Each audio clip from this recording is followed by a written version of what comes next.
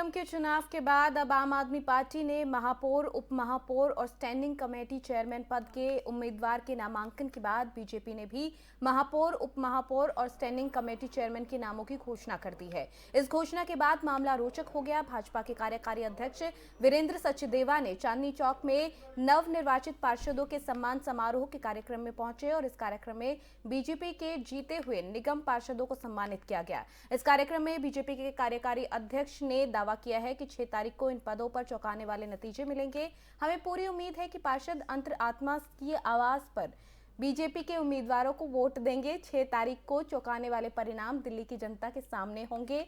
Mayor और deputy mayor और standing committee chairman हमारे होंगे।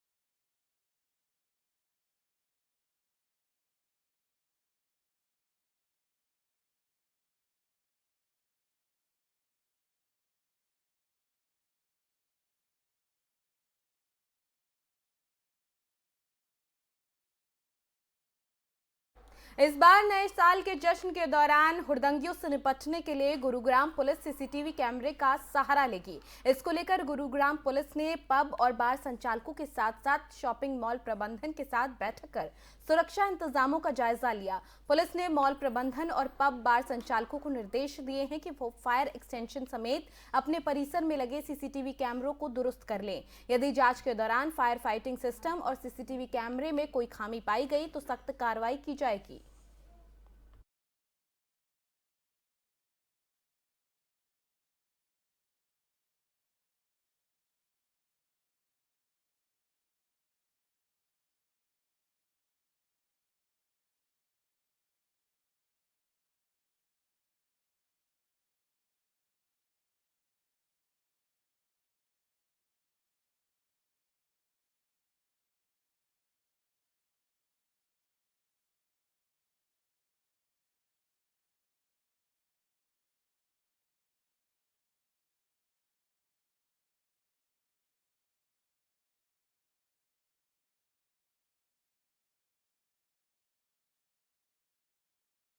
गुरुग्राम में एक ऐसे अस्पताल का स्वास्थ्य विभाग की टीम ने भंडाफोड़ किया है जो मरीजों के इलाज के नाम पर खिलवाड़ कर उनकी जान जोखिम में डाल रहा था।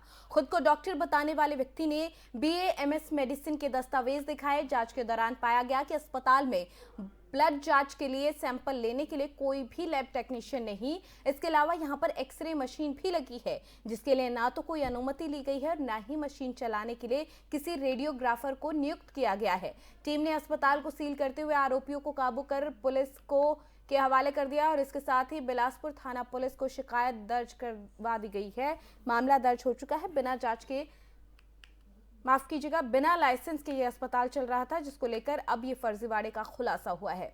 एसएमओ की शिकायत पर केस दर्ज कर लिया गया है। वहां पर एक्सरे मशीन लगी थी लेकिन कोई रेडियोग्राफर वहां पर नियुक्त नहीं किया गया था। इसके अलावा तमाम तरीके की खामियां इस अस्पताल में मिली थी।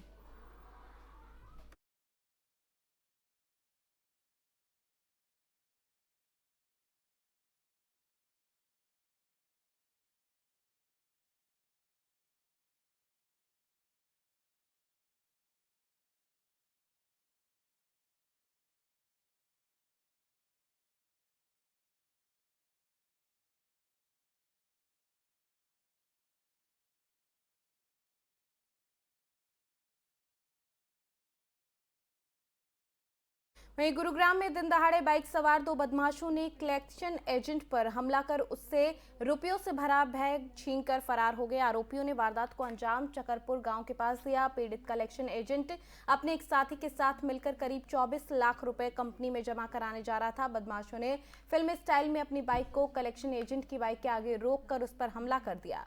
पुलिस घटना की जांच में जुट गई है।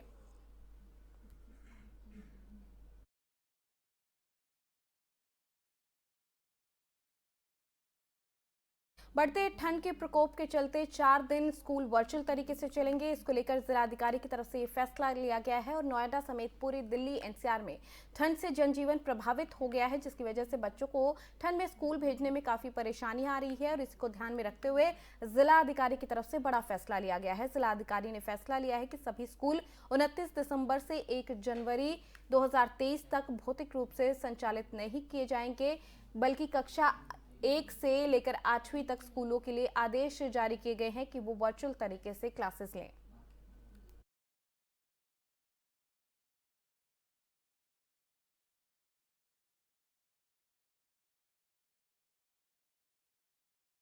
वहीं राजधानी दिल्ली में जाम एक बड़ी समस्या बन चुका है, जिससे आम लोगों को सुबह और शाम के वक्त अपने दफ्तर जाने और घर वापस आने में जाम में फंसने की स्थिति से दो चार होना पड़ता है। लोगों को जाम में फंसने की आदत सी हो गई है।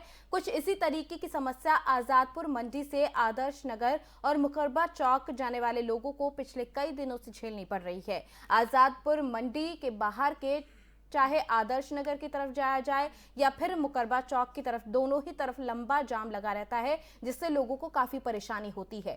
आधा तो मंडी में बड़ी बड़ी ट्रक के आने की वजह से लगता है, तो वहीं एशिया की सबसे बड़ी मंडी होने की वजह से यहां सुबह से ही बड़े बड़े वाहनों का आना जाना रहता है और पूरी रात यहां पर वाहनों की आवाजाही चलती रहती है। ऐसे में स्थानीय लोग जब अपने घरों से निकलते हैं तो उन्हें दफ्तर जाने में कई बार देरी हो जाती है। वहीं शाम के वक्त भी यहाँ पर लंबा जाम लगता है, जिससे लोग घर नहीं पहुंच पाते समय पर और इससे काफी परेशानी होती है। बावजूद इसके प्रशासन ट्रैफिक को लेकर कोई मुकम्मल इंतजाम नहीं करता हुआ नजर आ रहा।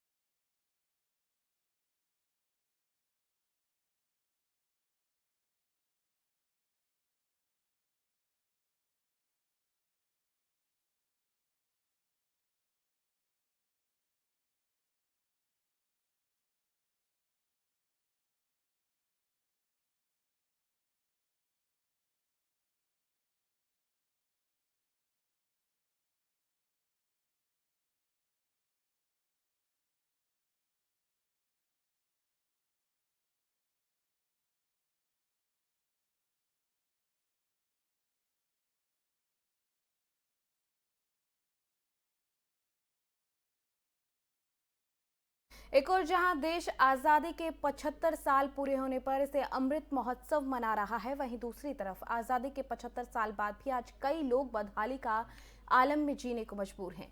कुछ ऐसी तस्वीर दिल्ली के नरेला में देखने को मिल रही है। देश की राजधानी दिल्ली के नरेला भोरगढ़ इलाके का राजापुर कला गांव, जहां सालों से लोग बदहाल जिंदगी जीने को मजबूर हैं। दिल्ली वासियों को तमाम सुख सुविधाएं मुहैया कराने का दावा करने वाली सरकार का दावा नरेला में खोखला साबित होता दिखाई दे रहा है। ये गांव जहां आज तक लोग पानी, बिजली और जैसी मूलभूत सुविधाओं के लिए भी तरस रहे हैं और सरकार अपनी आंखें मूंदे बैठी है। इस गांव में बिजली की सुविधा के लिए खंभे तो लगाए गए हैं, लेकिन इन खंभों के जरिए बिजली आज तक नहीं पहुंच पाई है। यहाँ तस्वीर ये उस वक्त की है जब दिल्ली सरकार भी फ्री बिजली और पानी देने के दावे करती है, लेकिन यहाँ तो बिजली की सुविधा ही नहीं। गांव की बदहाली का आलम इसी से लगाया जा सकता है कि यहाँ बच्चे इसी अंधकार में पढ़ने को मजबूर हैं, लेकिन शासन से लेकर प्रशासन तक किसी का ध्यान इस ओर नहीं जा रहा। अब माने जाए अंधकार इस गांव की नियति बन चुका है।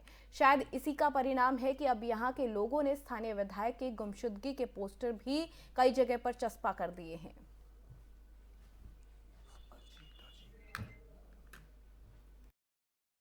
समस्याओं का तो यहाँ पर अंबार है और 40 साल से ही समस्या आज तक ऐसी की ऐसी बरकरार है। समस्याएं बिजली, पानी, सड़क, नालियाँ, रात के समय अंधेरा होने के कारण महिलाओं के साथ रोज क्या नाम है बदसलूकी होती है। हमने इस मामले में कई बार पुलिस को भी सूचना दी है, लेकिन क्या करे, कुछ नहीं हो रहा। डीएम मैडम का हमने अब की बार इस साल में 4 बार दौरा कराया है। सर यहाँ खंभे लगे हुए हैं पर लाइट नहीं है सर। कितने खंबे लगे हुए हैं? करीब लगे 15-16 खंभे लगे। कब से लगे हुए हैं सर? करीब हो गए 15-16 साल हो गए। लाइट क्यों नहीं हो रही आती है? सर खंभे लगाए लाइट के लिए बोल जाते पर लाइट नहीं आ रही सर यहाँ। आपने शिकायत की है अभी आगे? काफ़ी बार शिकायत की है। किनसे शिकायत की है आपने? डीएम, एमएलए, पार्षद, एमपी, डीएम, क्या एसडीएम। कहना है उनका? उनका कहना है कह जाते हैं लाइट देंगे, पर लाइट आती नहीं है। बिजली की समस्या जब से ये कॉलोनी बनी जब से ही है, ठीक है। अब तक यहाँ बिजली की कोई प्रावधान नहीं किया गया, जिसके लिए आरडब्ल्यूए के द्वारा कई बार सूचित किया गया है सरकार को, दिल्ली सरकार को, विधायक जी को, ठीक है। वह यहाँ के सभी अधिकारियों को सूचित किया गया इस बात को लेकर कि यहाँ बिजली का प्रावधान किया जाए, ताकि यहाँ जो भी यहाँ के निवासी है वे और उनके बच्चे सही मायने से पढ़ सके। यहाँ पे सर लाइट नहीं है, बिजली नहीं है, पानी नहीं है, सड़कें नहीं है, नालियाँ नहीं है, कुछ भी नहीं है यहाँ पे। कब से समस्या है? ये जी मेरे को तो 27 साल हो गए देखते देखते, जो मेरी उम्र है मैं तो उससे बता रहा हूँ, उससे पहले से भी ये समस्या है यहाँ पे। कभी आप लोगों ने इसकी शिकायत की हो? इसकी शिकायत सर बहुत बार की है, लेकिन कोई उसका निवारण आज तक नहीं हुआ। अच्छा, मैं देख रहा हूँ कुछ पोस्टर भी लगे हैं यहाँ के। 7 साल बाद भी राजधानी के से सटे इलाके के बारे में हम इस तरह की बात कर रहे हैं कि वहां पर लोग मूलभूत सुविधा से महरूम हैं। इसी खबर पर ज्यादा जानकारी के लिए हमारे संवाददाता अजीत का रुख करेंगे। अजीत, बहुत हैरान करने वाली बात है कि यहाँ के लोग अभी भी बिजली से महरूम हैं। यहाँ पर लोगों तक बिजली पानी जैसी मूलभूत सुविधाएं भी नहीं पहुंच पा रही। बिल्कुल प्रतीक्षा, जिस तरीके से बताना चाहूंगा, आज जहां देश में आजादी के 75 साल पूरे होने पर लोग इसे अमृत महोत्सव के रूप में मना रहे हैं, वहीं दिल्ली की एक ऐसी तस्वीर जो हैरान कर देने वाली है।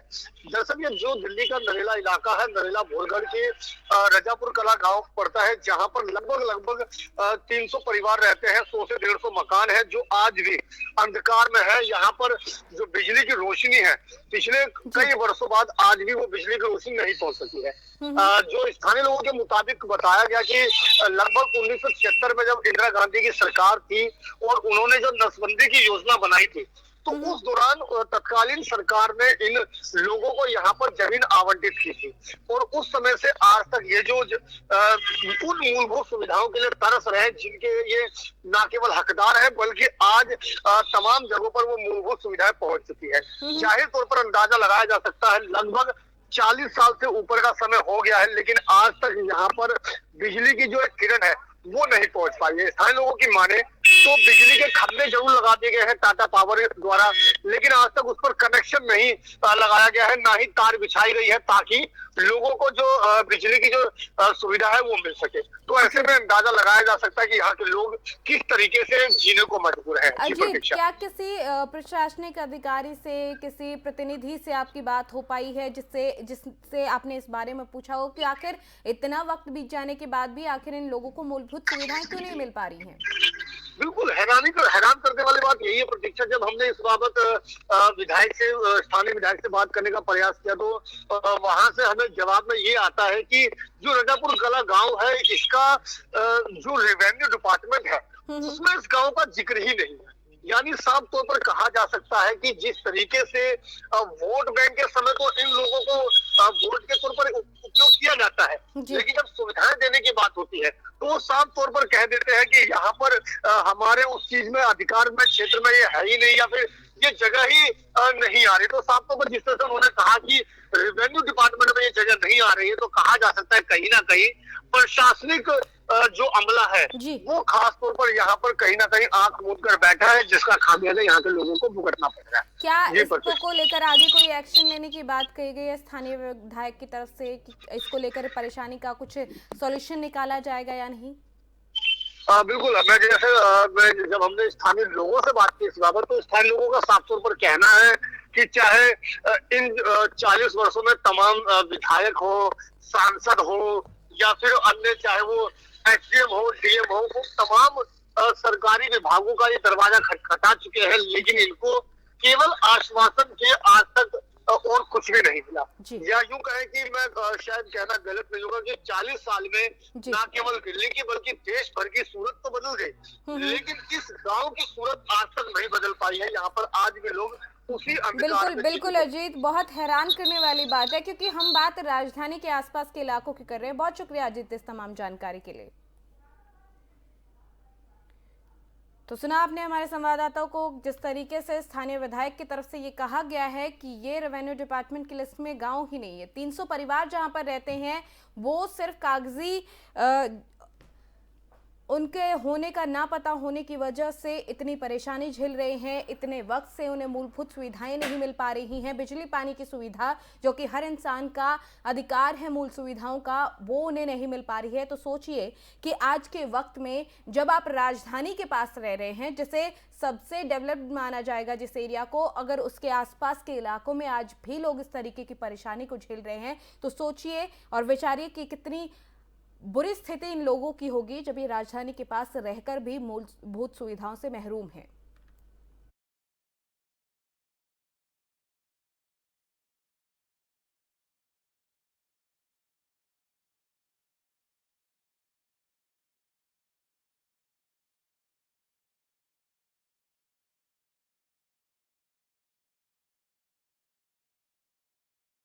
चलिए, दिल्ली एनसीआर की खबरों में फिलहाल मेरे साथ इतना ही। आप देखते रहिए एफएम न्यूज़। नमस्कार।